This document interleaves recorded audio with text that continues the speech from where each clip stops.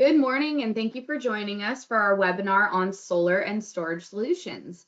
Before we begin, if you're experiencing any technical difficulties, please notify me by typing your question in the questions section of your control panel on the right side of your screen and clicking send.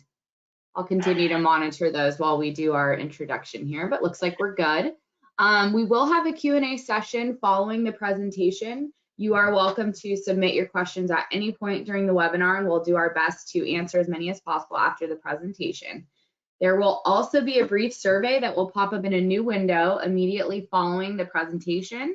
Please take a couple minutes to complete that, and we'll go ahead and email you a copy of the presentation as well as a one-sheeter on all of the information that's going to be covered today. If there are no questions, I would love to introduce AE Solar's very own Senior Product Manager, Josh Brister, and two of our Senior Applications Engineers, Brad Bassett and Glenn Hall. So without further ado, Josh, I'm going to pass it over to you. Excellent. Thank you, Erin. Thanks, guys, for joining me. And thanks to all of you out there listening wherever you are.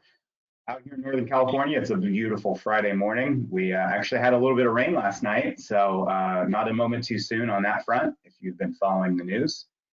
Yeah, I wanted to kick off this hopefully informative and entertaining discussion on energy storage systems.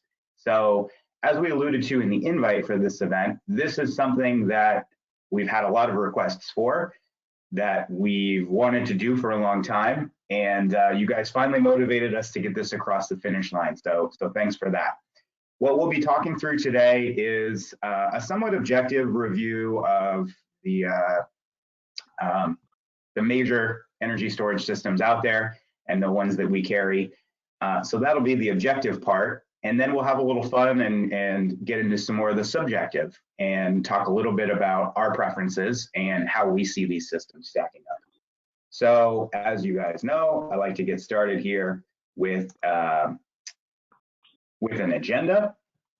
What we'll be talking through, a review of each of these systems, the high points, and this is not a deep dive on any of these six. Walk through just kind of how they stack up, pros and cons, covering most of the major attributes or comparison points. Then we'll do a little bit of superlatives. So if you remember back to your high school days, superlatives, things like what's the best, what's the most likely to, what's the biggest, fastest, cheapest. We'll cover some of those, and then of course we'll leave some time for questions and answers. So we felt like in putting this together, we wanted to frame this up a little bit and give some context to what exactly we're comparing and how did we select these six for comparison. So we're comparing, what we're calling energy storage systems. That's certainly not a new term for anybody, but I think we do have maybe some specifics we wanted to cover. So the use cases or the applications that we're looking at are load shifting and backup power. We certainly feel like in most places in North America that backup power is a must-have application or use case for energy storage to be specified and to be installed. That simply put, there aren't a lot of places in North America where load shifting only makes a lot of sense or pencils out as an application, and that when you're dealing with homeowners, that the relative benefits of backup power are really what's going to close the sale in a lot of instances. So use case, backup power, and load shifting. We're also kind of making sure that we cover primary self-supply. So what we mean by that is that these systems can use solar or battery power to power loads with or without NEM. I think there's a lot of different ways to qualify these systems, and this is a storage type that we feel gives a little bit more context to what these systems can do. So Brad, let me throw this to you at this point. Primary self-supply, I don't think you're the originator of this term, but you're certainly the one that amongst our team helps define these best. Is there any more context or definition you give to this term that helps the audience understand what we're talking about? Yes, sure. And I did come up with these terms myself, actually. And what I mean by primary self-supply is a system that has a meter on your service entrance. And when you're using either solar or battery power, you can use that energy either in the protected loads panel or in the whole house panel. So, you know, a lot of these systems have to disconnect from the grid if the grid goes down, and then they have what's called a protected loads panel, which is what they can power when there's no grid. And that's often been a separate sub-panel from the main house panel because it often has to be smaller in capacity. So primary self-supply means that the inverter can see that there is, you know, how much power either is going to or not going to the grid, and can use battery power to power loads on either panel, either the whole house panel or the protected loads panel. And so what I mean by secondary self-supply is an inverter that does not have that visibility. And when it's using battery power to power loads, it will only do so in the direction towards the protected loads panel. And that's sort of the older school type inverters that would only be able to do that. And so in this presentation, we're looking at systems that will do primary self-supply. So that is an important distinction then, and thank you for elaborating on that point for me. The last, I guess, point of reference here on this comparison is that we're looking at systems best, you know, for daily cycling applications, which is, you know, more of a consideration, I guess, on the battery type and perhaps the chemistry. So, you know, typically when we look at daily cycling, we're talking about lithium ion. Certainly, there are some lead acid chemistries that could be used in these applications, but you know, in wanting to get through this in an hour or so, we wanted to limit the field here to lithium ion, and B, that's what most people are asking for these days. So thus the narrowing of the field for this comparative analysis. So without further ado, one thing to add just to that, I'm sorry, but one thing to add to that also is the lithium batteries generally like to be cycled, and if you're selling it only for backup, the batteries, at least there's strong evidence that, you know, having them do some time of use or discharge in the PM actually helps them a little bit. Is that's a correct statement for most of these solutions that we're talking about here. And also that also helps the use case because you're actually using the battery to supply some of the power in the evening. If you're only selling it just for backup, you're kind of missing the boat on these systems in a way. You know, that's a great point. We've certainly heard that from manufacturers that you know, keeping a lithium cell at 100% really is not good for the lifespan of the battery. So yeah, cycling, you know, and daily cycling, in fact, is probably a good thing for the battery long term. Excellent.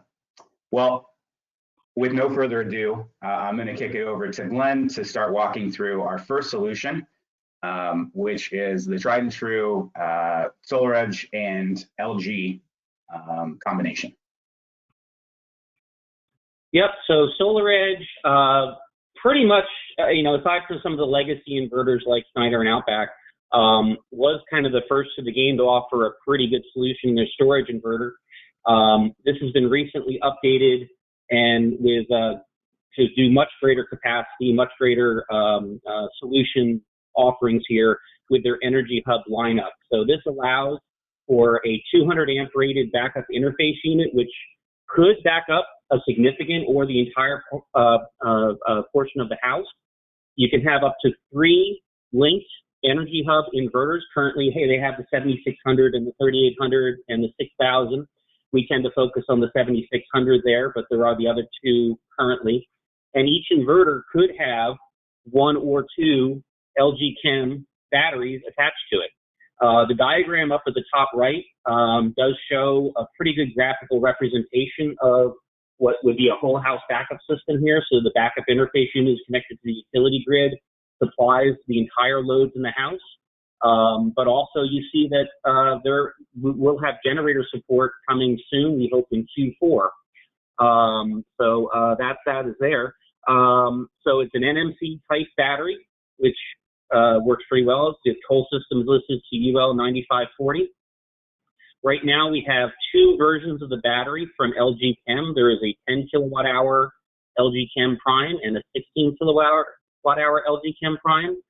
But here's news hot off the presses. We did get leaked a data sheet from a SolarEdge manufactured battery that we hope to get out and see live in the field sometime late Q4 to early Q1. So there will be an additional option here for the batteries that will work with this system.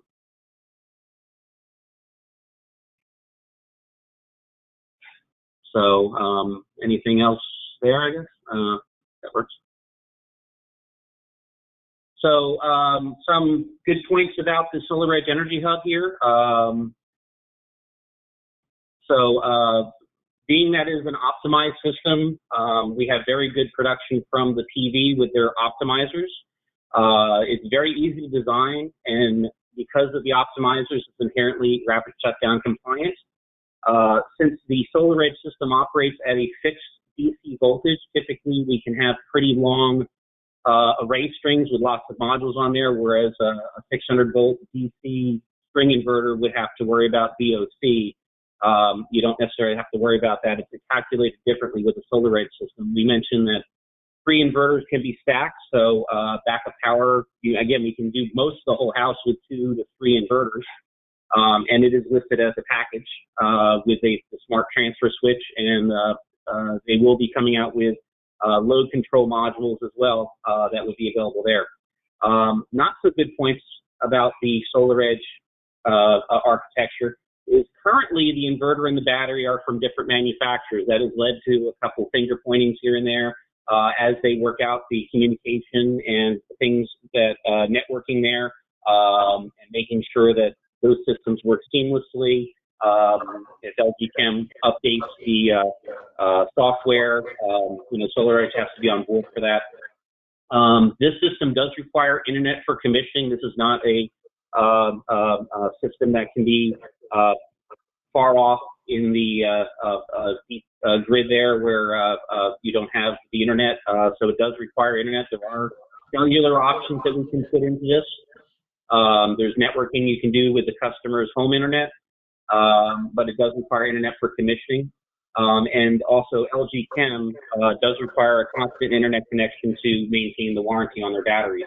And the NMC type batteries, there is some indication that they could be prone to some higher fire risk. So we haven't seen that in the field. We haven't seen anything, but there is some stuff there that some people do not prefer this type of battery chemistry. Anything to add there, gentlemen? There's one last thing here, Glenn, and that's that something we talked about in rehearsing this earlier this week, and that's the what would we call it? The cutover time, if you will, or basically, how many milliseconds or seconds does the system need to switch over in the event of a grid outage? This one's a little on the longer side, right? Yeah.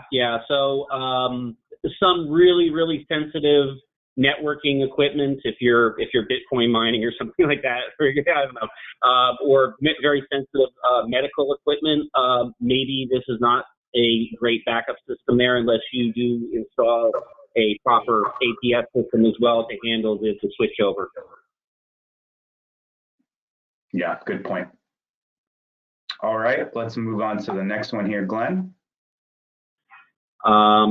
And the reason why we linked these two together, and I didn't mention this with the first one, that these are DC coupled solution. So there is a direct path from the PV on the roof to the battery, and then the power can also flow to the inverter or from the battery to the inverter as well.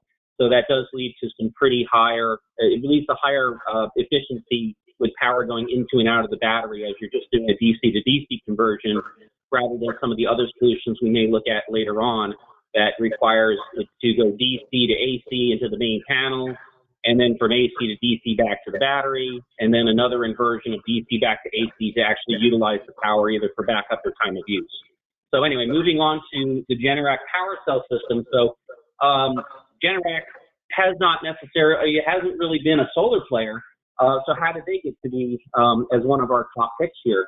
Well, Generac about 2 years ago purchased a small but pretty highly regarded backup system called Pica, and they tweaked it. They made sure everything was working to their satisfaction. They scaled it up. They addressed one of the key problems there, which was supply and cost, and really improved the US-based support for it. So, and it came out to be a really nice system. So the Generac system consists of a central inverter. They only have one version right now, which is a 7600 watt inverter. And then there is a outdoor rated battery cabinet. And inside that battery cabinet, you would install between 3 and 6 3 kilowatt hour plug-in battery modules. So that makes for a very nice way to scale up a system if the customer initially buys a smaller battery and figures out they need more system. You could go out and put additional batteries in with very little effort. So up on the roof, whereas SolarEdge used power optimizers under each panel, they use a slightly different approach. They have a string level optimizer they call the PV Link, and they have a proprietary rapid shutdown system called Snap RS, which goes in between each module. So they meet rapid shutdown really well. There's less points of failure there. So generally these strings are between 6 and 8 modules in length, and you can generally get those all on the same azimuth and orientation and with no shading issues there. Let's see here. Some unique things about Generac Power Cell is that this is one of the few lithium-ion inverters that can surge. So it can actually provide more than its rated power during a backup situation with a full battery cabinet. So we can get up to 12 kW of surge power and about 9 kW of continuous power out of this inverter in a backup situation. In addition, they market this as a whole house backup solution because Generac, from their generator experience, have soft start capacitors and load management modules where you can lock out and control what loads are active and, you know, keep the air conditioner and the hot water heater from coming on at the same time and start those larger loads and back up a larger portion of a house. So that works out really well. And they also have an automatic transfer switch if you do choose to do a whole house, which would go between the main panel and the utility. So I think I'm done with that unless there's something I might have missed.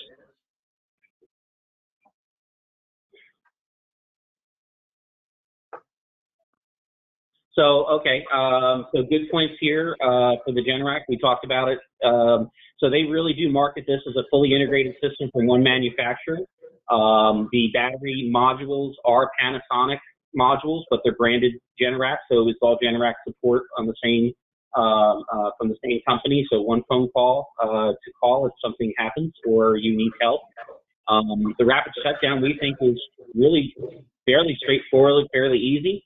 And also, if you were doing a ground mount and don't need a rapid shutdown system, you're not paying for that because you don't have to install that. So the inline rapid shutdown triggered by the PV Link optimizers and the power cell inverter works really nice. We mentioned that it has higher power for backup through the use of its surge capacity and also its smart management modules. And the complete system is UL 9540 listed with a smart transfer switch and load controls. That works really, really well. So not so good points. So some people really would like a larger inverter, a larger system. So for larger systems, they would be concerned about not having a higher AC inverter capacity there. So we will talk about stacking. SolarEdge, you can stack 3 inverters and have a monster system if you need. Here, if you did need larger inverter capacity, you'd have to actually install 2 separate inverters with 2 separate batteries supplying 2 separate load centers, or you could install one of the inverters just as a grid-tied inverter that would go dead during an outage and have the other inverter with a full battery cabinet to handle your house backup. We mentioned the NMC style lithium battery, so that may be a downside for some homeowners. And this too requires internet for commissioning. I don't believe this needs internet going forward, but it's always a good idea to keep these under monitor. Yeah, great point there, Glenn. I don't believe the Generac has a cell or GSM or LTE modem option. Can you? I don't believe they do, no. One thing I didn't mention, but just to add to this, is you can install 1 or 2 battery cabinets, so you could actually have a monster battery system with up to 12 battery modules to a single inverter if you do have that need. So it is fairly flexible there. Yep, great point. And the minimum number of modules per cabinet is, keep me honest here, 3? 3, but if you do only install 3 modules, that does limit that the backup, the continuous and the surge rating decreases with fewer than 6 modules. Yeah, that makes sense. Okay. All right. Thanks, Glenn. Brad, we'll kick it over to you and you can walk us through SoulArc and Discover. Okay. Hello. SoulArc is an inverter that we've been carrying for about a year, and they've been around as a startup for a little bit before that. So it's sort of the new kid on the block, but it's a sort of an all-in-one string inverter. You can also think of it as being a battery inverter with 2 charge controllers in it, because it does have 2 MPPT input channels for higher voltage PV up to 500 volts. And so it's all in one unit. It has inputs for the PV, the battery, grid, generator, AC, and output for AC loads, all in the one cabinet. And that is an outdoor cabinet. Although we're mating it up with Discover batteries here, which are not outdoor rated. So they would have to be in some sort of an enclosure if you wanted them outdoors also. The one big advantage of this inverter, of course, is that it is stackable up to 8 inverters, and they are actually 9 kilowatt inverters on output when you're running them off, as a backup inverter. And so it's actually 72 kilowatts of backup power is available with those. And it does not have an MID device, which is the sort of like a big transfer switch that is smart enough and will disconnect from the grid when you have a grid outage and the like. But you can put third-party automatic transfer switches on it.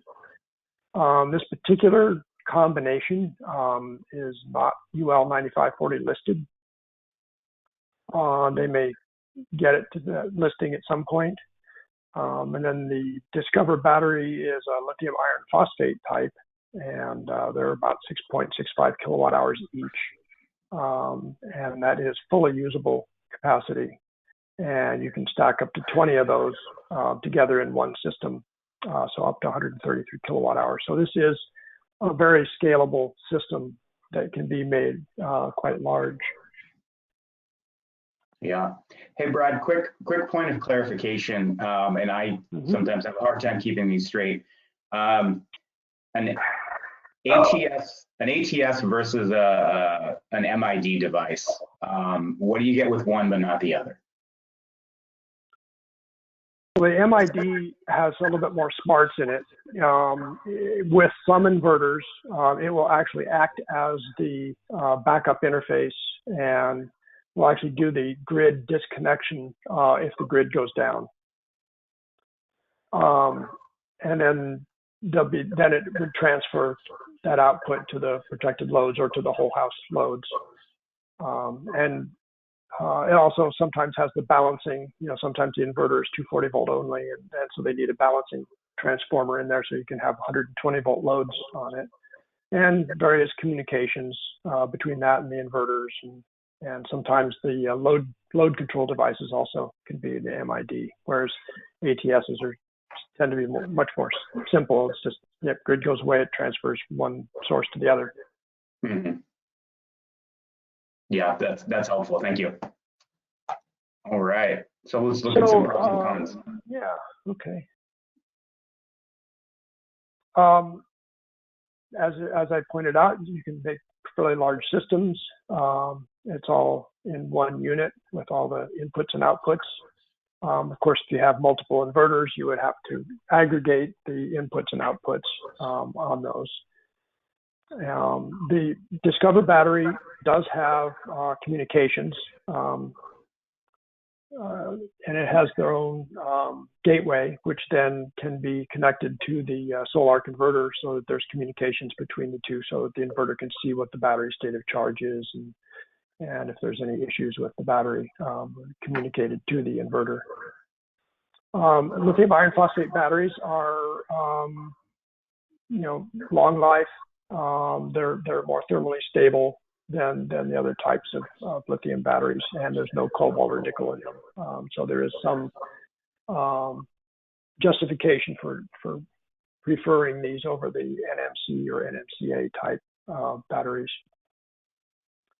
And this inverter can also, because it uses a 48 volt battery, it actually can use other batteries. It can use lead, AGM, or gel batteries, which if you're using this for backup only would be certainly applicable.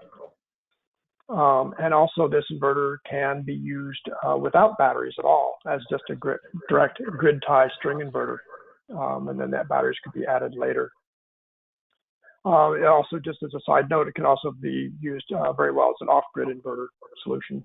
It does have network and internet monitoring and control available, but is not required even for commissioning, although they do like to be able to do upgrades through that if you have that available. And it's the connection to the network can be either hardwired via Ethernet or Wi-Fi.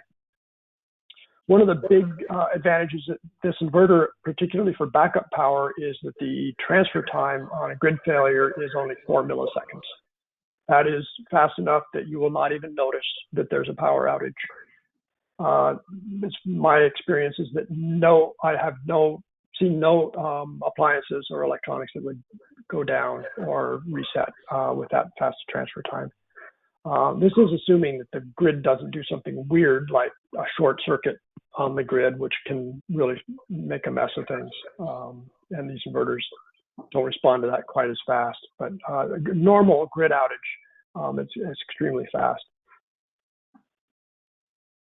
The inverter and the battery are from different manufacturers, and so you do have two different suppliers that you have to deal with on tech support for those. They do not make an MID for this, so there's no, and has limited load control. I mean, there's some auxiliary outputs that you could use as a control circuit for controlling loads. They do the opposite. They have a circuit where if you have a full battery, that it will actually turn on certain loads like water heaters and the like. But that's more of an off-grid advantage.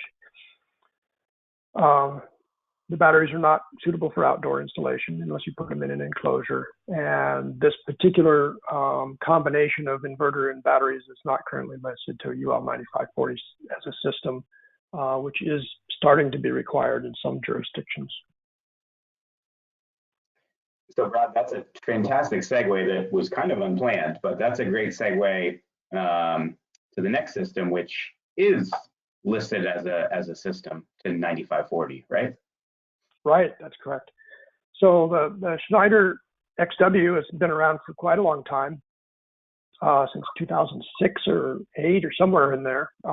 It's been updated a couple of times, but it's still basically the same very reliable, robust inverter that it has been for a long time. It is DC coupled. You do have to have charge controllers also in this system to use solar. And they are separate from the inverter. And one of the things that makes this inverter different than any of the others that we are talking about today is that it does require having a battery connected in order to function. It does not work as just a straight grid tie inverter. But it is DC coupled, so it is very efficient on converting the PV power to battery particularly. And it is also stackable. So you can put up to 4 inverters together in one system to increase your capacity. Although I will say that it's off the shelf and very easy to go 3 inverters.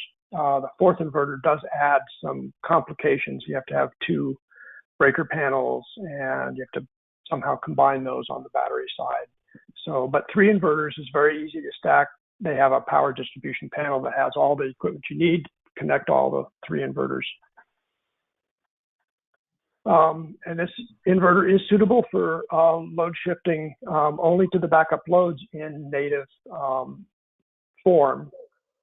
They do now have the ability to take a watt node meter and with CTs, and you can now connect that to the gateway on this system and use this for primary self-supply. But that is a third-party device that you would have to put on there. And so this is with the Discover battery listed to UL 9540. And the nice thing about the Discover batteries is that they have ZAN bus network, at least the main battery. The newer, smaller ones may not, but the main battery that we use with this has ZAN bus networking built into the battery for direct integration with the XW system network. And it takes the place of the Schneider battery monitor and gives the whole network the visibility of the battery parameters, state of charge, current, temperature, et cetera, et cetera. And that what the inverter can do with that is that it can enhance the performance of the charging of the battery, because the battery can say, you know, hey, I can take more charge or back off a little bit because I'm getting hot. And it does generally mean that you can charge the batteries at a faster rate than normally for a battery that would not be communicating with the inverter. You should use a minimum of 2 batteries, 2 of the Discover batteries with 1 inverter, because of the, you know, they are only 6.65 kilowatt hours, and the inverter would be a little bit too much capacity for just 1 battery. Same with the SoulArc that I talked about before. You would want 2 batteries with 1 inverter. And okay.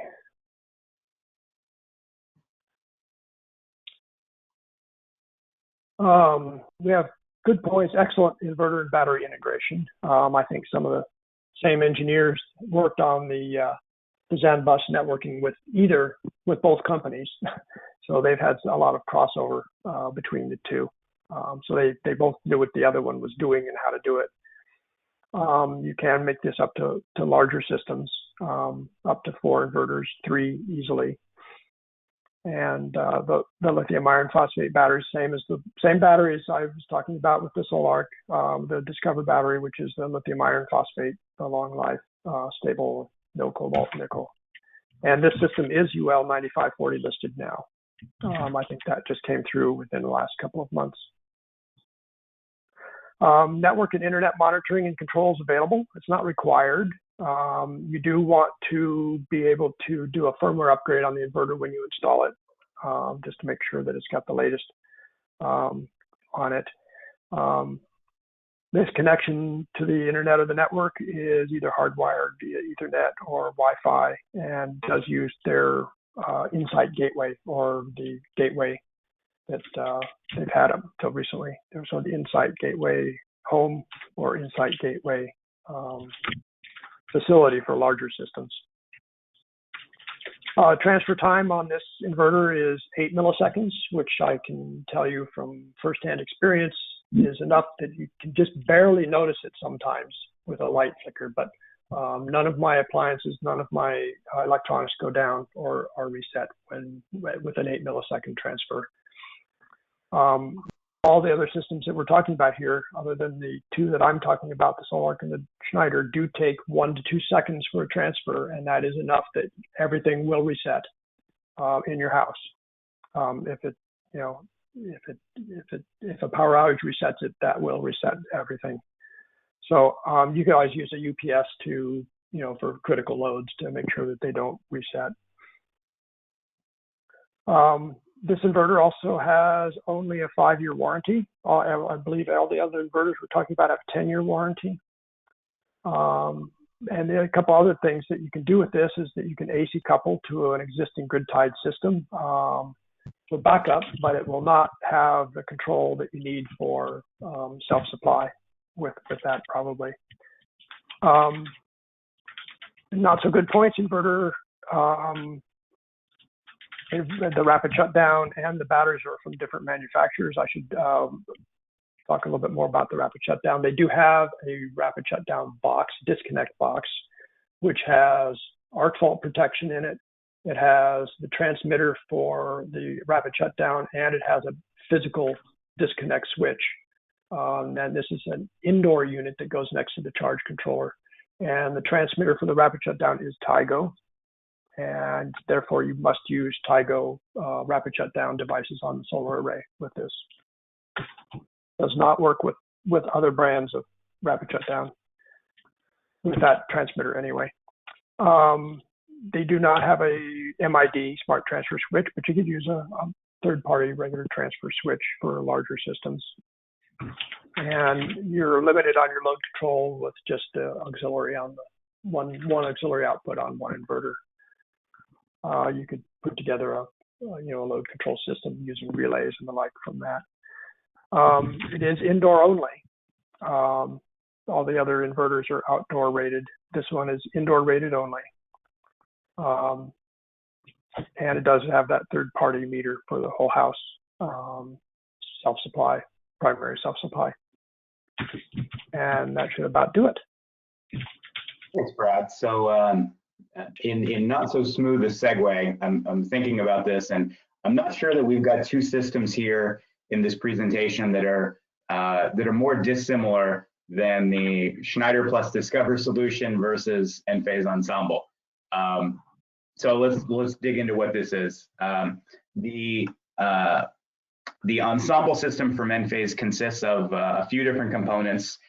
IQ7 series microinverters, so 7, 7 Plus, 7A, I guess in theory 7X, that are going to be AC coupled to the Encharge AC battery utilizing the Empower smart switch.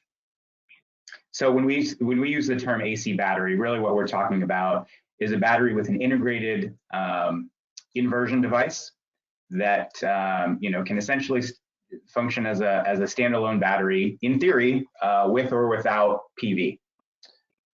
So not a DC coupled system, not an AC coupled system, but really something that is capable of standing on its own. This is a system that's suitable for load shifting and or backup power. I do want to make the call out here that Brad alluded to, which is the system will have a slightly longer transfer time, on the order of 1 to 2 seconds. So you will see lights flicker, you will see clocks and devices reset themselves. So in the event you're using this for sensitive equipment or critical loads, you're likely going to want to supplement this with some sort of UPS device to cover those transfer times. This is we talk about this being an AC battery. This architecture is AC coupled. In any of these AC coupled applications, it's especially important to align call it the PV capacity with the battery capacity. And what we mean there is you need the right ratio of PV inverter kW, let's call it, to battery inverter kW. What you don't want to do is, and I'll use some extreme examples, you don't want to have an extremely large PV system with a very small battery. You're going to work your battery too hard, and you're probably going to overload it. Similarly, you don't want to have a very large battery with a very small PV system. What's going to happen in that case is in any kind of prolonged outage, you're going to struggle to recharge the battery on PV alone. So there's a lot of good information here from Enphase via their online training and Energy University on how to size this system, and we'll speak to that a little bit on the next slide. We do have some load shedding controls available from Enphase to help you better optimize your system, allow you to utilize some of those larger loads when the battery can support them, and to isolate those loads when the battery cannot. The system is listed to UL 9540, which is, as we've alluded to a couple of times here, is a requirement that we're seeing implemented in more and more jurisdictions. So that's good to have.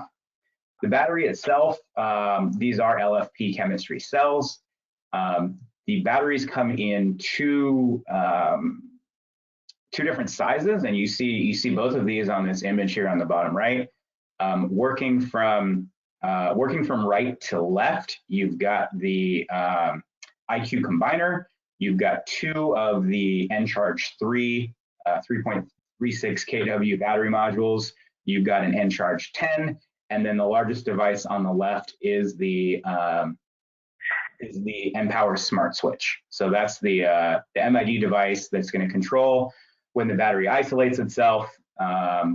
When it's got some brains in there, as Brad calls out, for doing measurement and trying to make smart decisions, as well as I believe there's a balancing transformer in there as well. The solution is stackable up to 40 kilowatt hours and 15.36 kW. The Encharge 10 itself is 10 kilowatt hours and only 3.84 kW. So if there was one ding here, it's that right out of the box, you don't get a ton of backup capability. So let's dig into some of the pros and cons.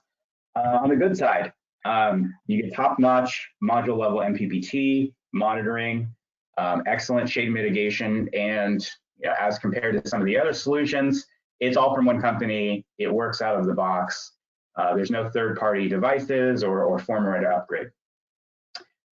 Good points. The system is fairly easy to design. The rapid shutdown is inherent, and as you can see, as you saw on the last slide, the solution goes together nicely and tidily on a wall. It looks like it was all developed by the same people, and it makes for some very clean installations. The system is modular, can be sized to fit a variety of different needs. It is expandable, as we mentioned, up to 40 kilowatt hours. And the great part there is as you add more storage, you are adding more backup power. The cells themselves are a safe lithium iron phosphate chemistry. They've got long life. There's no cobalt or nickel if you're dealing with a customer who's got concerns about the sanctity or the cleanliness, let's say, of the supply chain of the battery. You can feel confident knowing it's sustainably sourced. The system is 9540 listed, and you've got, again, smart transfer switch and load control systems available. On the not so good side, we'll talk about some of these points. Right out of the box, some limited power from the battery for backup. In addition to that, while the system is stackable, you are limited to the total system size, and the total system sizes that you can aggregate to are eclipsed by a couple of the other different solutions we've talked about here. The system does require some redundancy on its connections to the cloud. So it requires a cell modem. It's got a 5-year data plan, in addition to a hardwired or a wide Ethernet connection to the cloud. So if you're looking at installing this in remote environments, might not be the best solution there. Does require internet for commissioning and for the system to be connected to the Enphase cloud in order to maintain the warranty.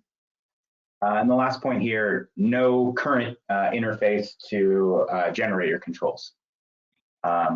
Overall, though, a very good system that really operates as more of a platform. And we've seen a lot of traction on this over the last year or so since it's been launched. Hey, Josh. Yes, sir. Go back one slide just real quick. One mitigation for the limited power from battery backup. This one system here is pretty unique in that during the daytime, you can get AC power from both the batteries and your PV. So if you're trying to power mostly backup loads during the daytime, you might be fine. So this one also is very time sensitive to figure out when the backup loads are needed. That's a great point, Glenn, and thanks for calling that out. Yep. So it does give you, perhaps some more flexibility on, I think what some of the legacy manufacturers would call AC input modes. Gives you a little more flexibility than some of these other systems for supporting loads with both PV and battery. Yep. Alrighty, so the last solution here in our comparison set is Tesla Powerwall 2. We're having a little fun in this presentation, and we subtitled this one "What Everybody Wants and No One Can Get." The reason for that is there are supply constraints out in the market. Tesla also has a very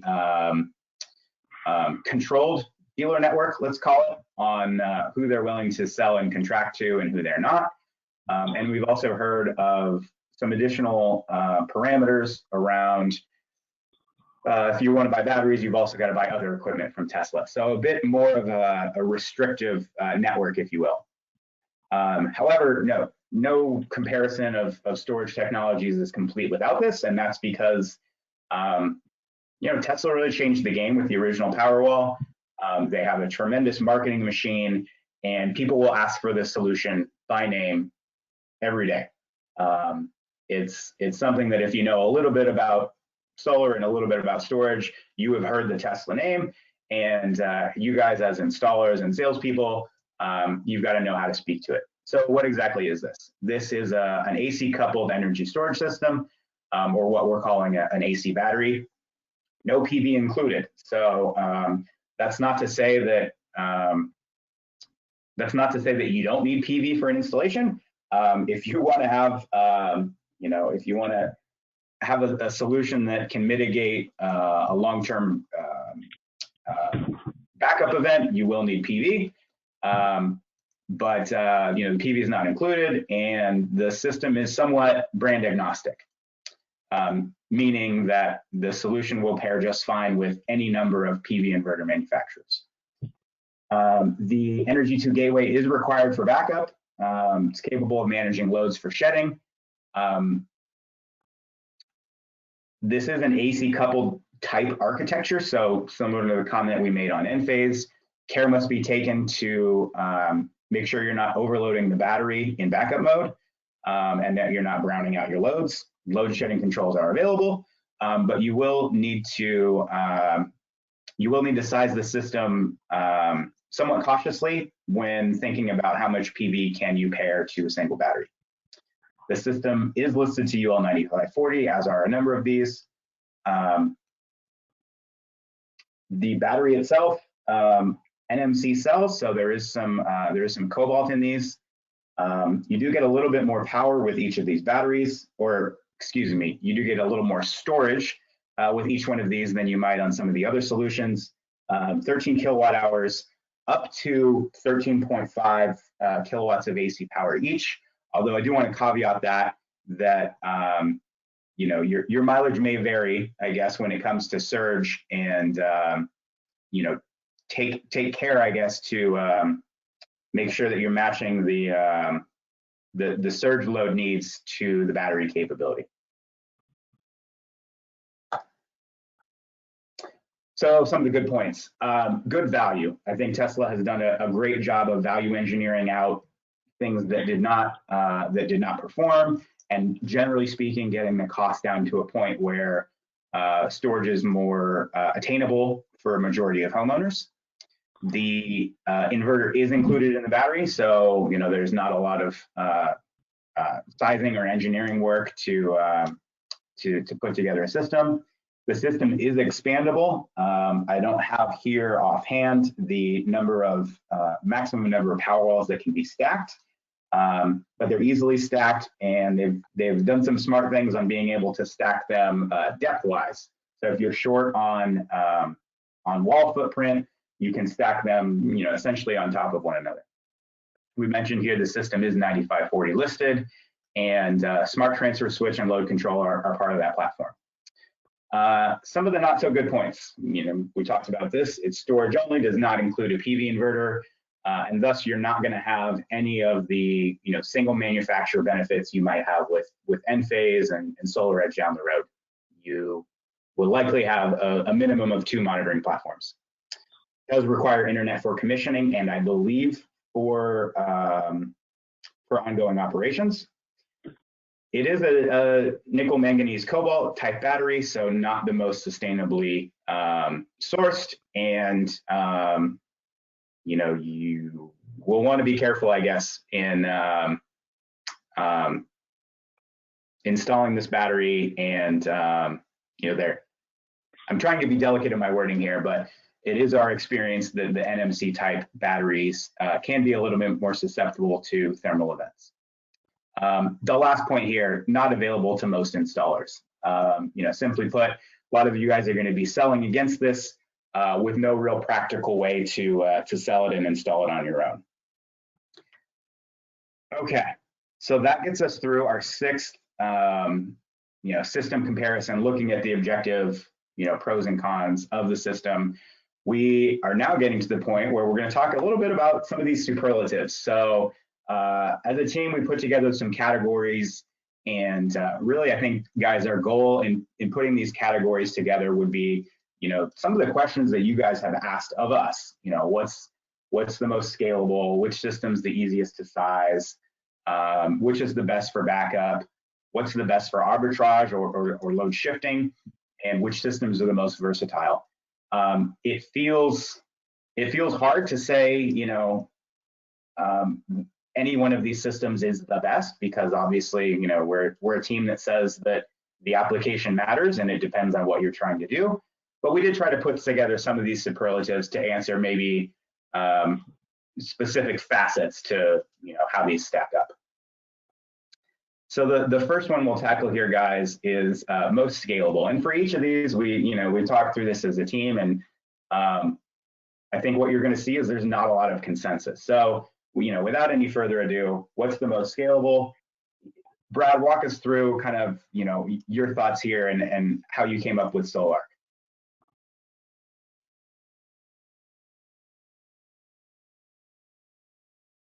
You might be muted, Brad.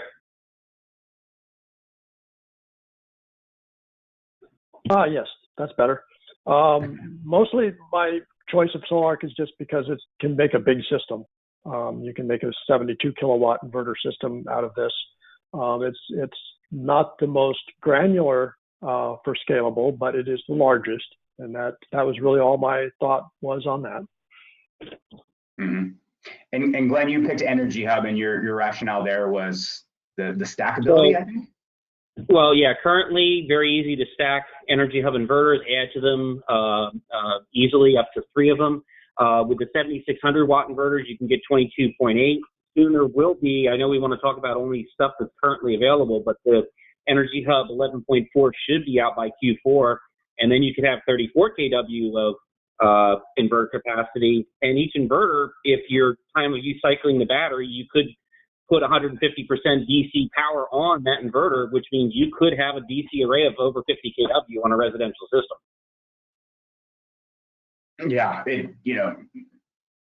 when you're talking about multiple inverter systems from SolarEdge, I mean, yeah, I think it's very stackable, and as you point out, get to be some very large systems very quickly. So I kind of, I kind of zigged where you guys zagged, and I said in charge.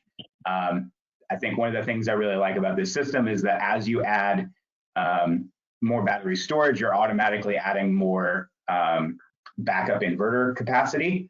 And while it certainly won't make the largest systems, I think it's maybe the most modular scalable, meaning, you can incrementally add more battery as your budget affords it, and without having to kind of go back to the drawing board on inverters. So next category here, easiest to size. Brad, you and I both picked Energy Hub, and I think what we're looking at there is this just that you're sizing the inverter while you're sizing the storage capability. Is that, at least that's what I was thinking. Are we on the same page there? That, and I would just add that it's one of the nice things about the SolarEdge is you can just put a bunch of optimizers on each module, and they can be facing any which way, and strings are much longer, so it's just easier to size the solar array part of it, certainly. Glenn, you went with Generac. What were your thoughts there? So the one downside I see about the Energy Hub is, currently right now we have the 16 kilowatt hour battery. The 10 is in short supply, so you got the choice between 16 or 32 kilowatt hours for your battery.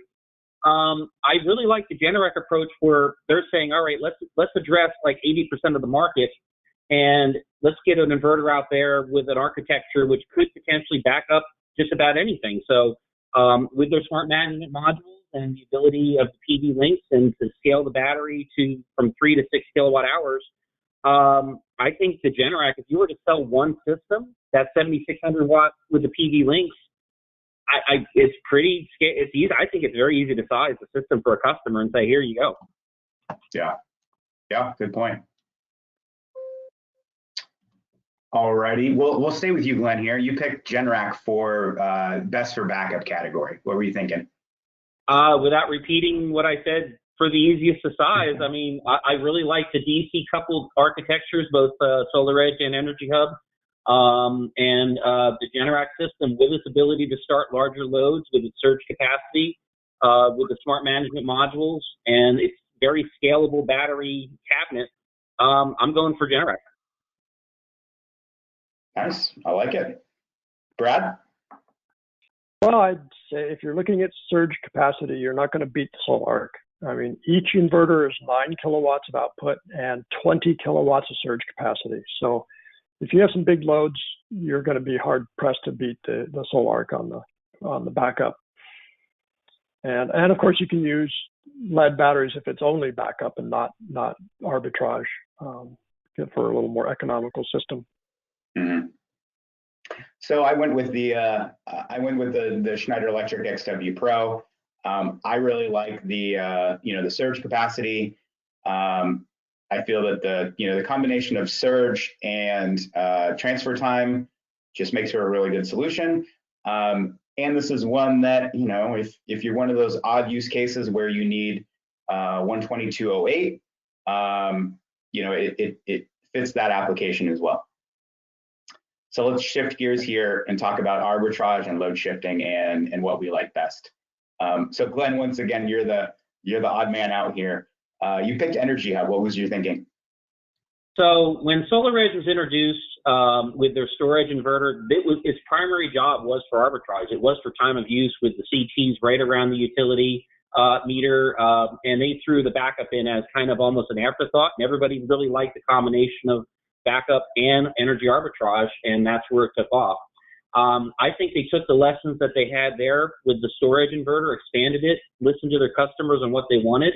And I think the Energy Hub provides a really good arbitrage system. I've heard from installers that it works really, really well. You can set it for zero export in cases where Hawaii or for Caribbean uses or other places where, maybe TVA authority has limited output to the grid. So I'm going with Energy Hub here with the DC architecture. And also for arbitrage, remember you have the higher round trip efficiency on the batteries on a DC coupled system. Yeah, great point. Brad? Well, I just picked the N-Charge just because it's the only one that has lithium iron phosphate batteries and a microgrid interface device. So maybe that, maybe others. Mm-hmm. All right, and our last category here, most versatile. So I'll go first here, and I caveated mine with an asterisk there, and that's that we when utilized with some of the load shedding and load control devices, I think this allows most installers to target the highest number of applications. That said, we are currently awaiting some additional firmware that will allow you to do some of the other things. And we don't currently have generator control on the roadmap, so end charge with an asterisk, I guess, would be my vote. Glenn, you went with Generac. So I'm going to put a little asterisk next to mine, and also on that best for backup an asterisk. So I was shooting for 80% of the customers out there. What's the best there? So if you were to pick one inverter system that you could either install as a grid-tied inverter with no batteries, install a small backup system expanding later by adding battery systems to it, add additional PV links, oversize the system up to 150% DC-DC ratio because you could simultaneously charge the batteries and perform output to grid during when you're grid-tied. Generac is pretty hard to beat for versatility. Mm-hmm. And Brad? Well, I just think SolarEdge is sort of they're always advancing to new applications and new functions with their system, and you can do grid tie with backup, different inverters, different size battery banks, lots of different solar array sizes and orientations and stuff. It just seems pretty versatile, but of course it depends on what your aim is for the system, because for backup, obviously SoulArc or XW would be maybe the choice for the most versatile. Yep, could be lots of them. So great transition there to our summary and some of the key points we want to drive home. We get asked the question, what's the best one? And it's impossible to answer because it really depends on, what are you guys trying to do? Just like if you ask someone, hey, what's the best car to buy? Well, I don't know. What do you need? Help me understand your use case, and then we'll narrow the field for you. So lots of choices out there and lots to consider. We did want to call out some other, considerations here, and that's that, with the SoulArc and Schneider Electric solutions, there are non-lithium ion solutions out there. Plenty of lead acid batteries that can be used for those. Also, more options coming on 48-volt lithium iron phosphate batteries. We didn't cover all of them, and there's certainly more out there. We did want to call out that we felt like safety and longevity favored the LFP batteries, but things are changing and developing and improving all the time. On that note of things that are changing frequently, availability is changing and matters. We've certainly gone through periods over the past 4 to 5 years where some of the legacy solutions of Schneider and Outback and Magnum and SoulArc have been more or less readily available, and we're currently going through that now with some of the SolarEdge, Tesla certainly, even Enphase to a certain extent, supply constraints. So if your consideration for a system is something that you absolutely know will be on the shelf, that may lead you down one path or another. And then of course, we wanted to call out, there's currently a whole slate of products that are scheduled to be hitting the market in Q4 and Q1. So we do this webinar knowing that, hey, this is going to be out of date in 2 to 3 to 4 months. And I think we would look forward to doing this again. We've alluded to some of those solutions. There's certainly more out there, from folks like SolarEdge and Outback, and even some more battery options from some of the folks we talked about today. So I think this is a snapshot in time, and this represents how we feel about these things. As of September 10th. We didn't want to create a webinar about all the things we think are going to happen, but certainly we'd be happy to present the same kind of comparison view early next year when some of these things are on the market. So that said, we have run a little long. I think I've got time to do some Q&A if you've got time to stick around and listen. If not, we wish you a great Friday, and we look forward to working with you in the future. So, Aaron, you'd mentioned to me over chat, we've had a few questions come in, and you want to serve a couple up to us? Yeah, absolutely. So I've got the first one here is the slide seems to say SoulArc does not have a transfer switch to disconnect from the grid, or is that a bypass switch? So I think I know the answer to that, but I'm gonna delegate that one to you, Brad. Okay. The SoulArc has an internal transfer switch, and but it's recommended that if you have more than one or two inverters, that you have an external transfer switch, just so that you don't have any issues with balancing the current going through, the relay in each inverter. Mm-hmm. And the XW Plus Pro or Plus 4 Pro also has an internal transfer switch, and they also recommend, with multiple inverters using an external automatic transfer switch. They do not have a bypass. If you want to bypass, you need to add a manual transfer switch for that, or use the automatic transfer switch for that, which means you don't need to have a bypass. So, Brad, I will echo your recommendation there, and it's from the manufacturer perspective, it's not a recommendation; it's a must-do. Those internal transfer devices are relay based, and they are only rated for a certain amount of current. If you try to put more current through them than they are rated for, they will weld, and you will have a bad experience. Awesome. Great question. Okay, great. So we're gonna go on to the next one here, and I think you may have just answered it, but I'm gonna throw it out there anyway, since this is not my area of expertise. Doesn't SoulArc have a built-in ATS functionality with two outputs, main shutoffs during grid outage and backup continues to operate during outage? Yes, that's the same question, basically. Okay. Okay. I figured as much, but I didn't want to leave any stone unturned there. Right. Okay, how about, or what are your thoughts on Fortress batteries? So that's a battery that we've heard a lot about. We've not really done a deep dive on it.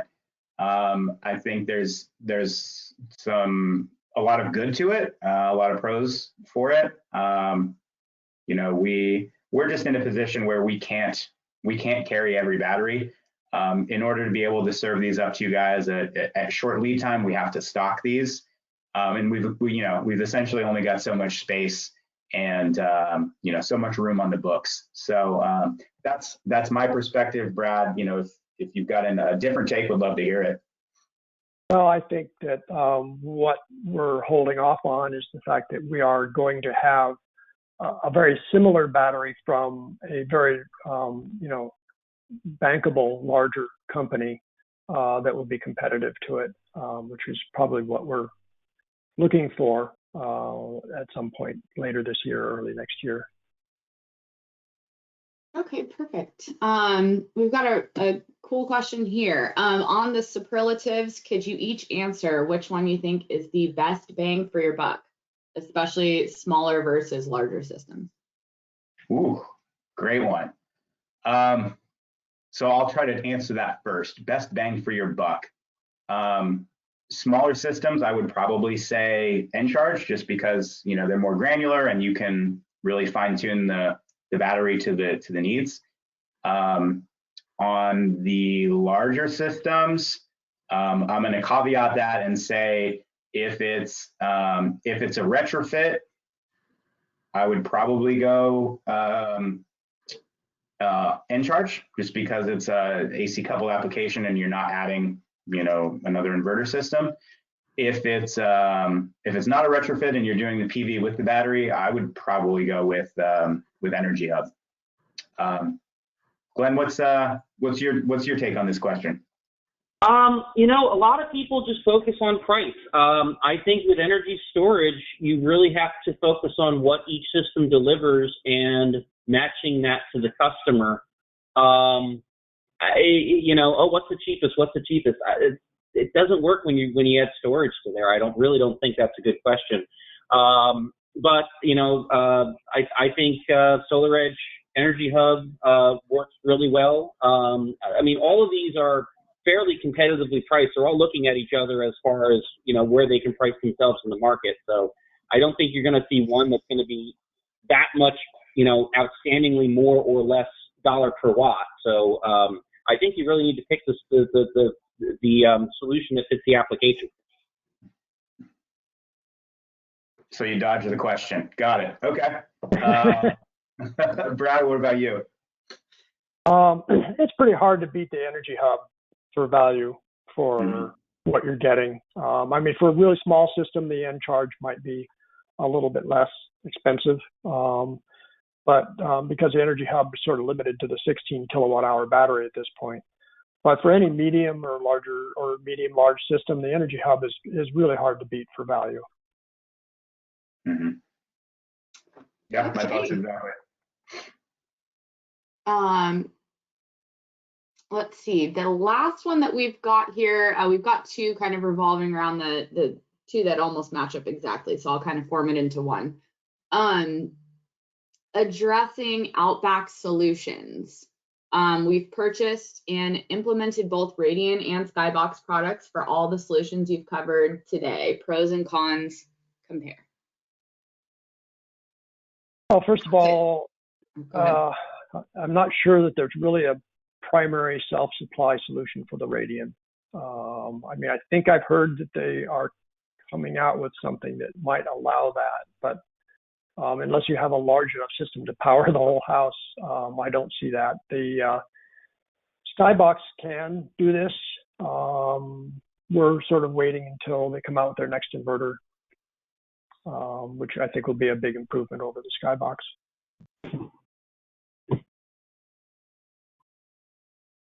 Yeah, that was going to be my answer to that question. Is they've got two solutions that could, I guess, be squeezed into this comparison.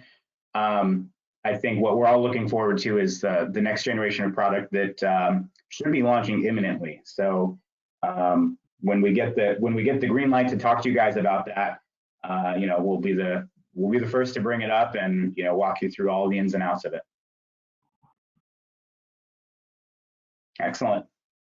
Great questions today, guys. And I think I speak for the whole team when I say this was a lot of fun to put together and a lot of fun to present.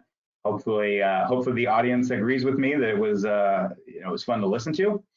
I think on that note, we're probably at time where we've got to wrap this up. So I'll say thanks again to our panelists here, and thanks to our audience for listening in.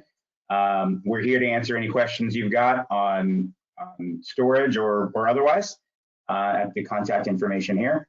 So on that note, we thank you guys and have a great day. Wonderful. We just got in closing, we've got one last little comment here, which I think is great. We've got a please do this again each quarter, please. So great job to all of our panelists. And this is really interesting and informative. So thank you guys, and be sure to fill out the very quick survey at the end and we will send you over the presentation. So excellent. With that, everyone have a wonderful weekend and enjoy. All right. Thank you guys. Bye guys. Awesome. Right, bye.